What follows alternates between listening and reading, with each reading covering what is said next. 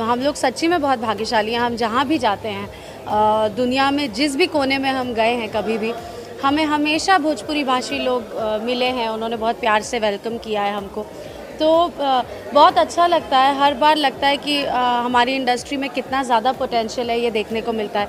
और प्लस अपने आप में एक एक्साइटमेंट होती है अवार्ड्स की, क्योंकि आपने साल भर जो काम किया है उसके लिए आपको अप्रिसिएशन मिलने वाला होता है, तो वो एक्साइटमेंट हमेशा कैरी फॉरवर्ड होता है नेक्स्ट अवार्ड के लिए। तो मेरा भी एक्साइटमेंट लेवल फ़िलहाल बहुत ज़्यादा है, और आप लोग अभी जब छोड़ेंगे तो सीधा अंदर भागूंगी मैं। सबके परफॉर्मेंसेस चल रहे हैं, मैं देखना चाह रही हूँ। क्या कुछ कहना चाहेंगे? मतलब अभी सूत्रों से जानकारी मिली है कि दिनेश जी को ही मिलने वाला है वो।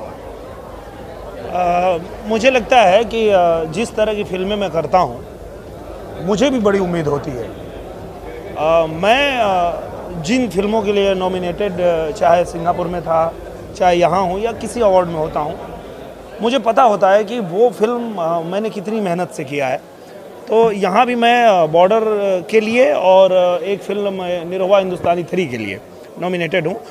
तो मुझे पूरा भरोसा है कि दोनों फिल्म में से किसी न किसी फिल्म को पक्का अवार्ड मिलेगा, क्योंकि ये दोनों ही फिल्में इस साल की ऐसी फिल्में थी जिन्होंने पूरे हिंदुस्तान ही नहीं, दुनिया में जहाँ भी भोजपुरी भाषी हैं वहाँ तक डंका बजाया और सबके दिलों पर राज किया। आज जब मैं देखता हूँ कि कोई फिल्म हम जब करते हैं और पूरी दुनिया में उसको 10 करोड़ 15 करोड़ लोग देखते हैं और उनके जब कमेंट्स पढ़ने को मिलते हैं तो दिल ऐसे ही गदगद हो जाता है। असली इनाम और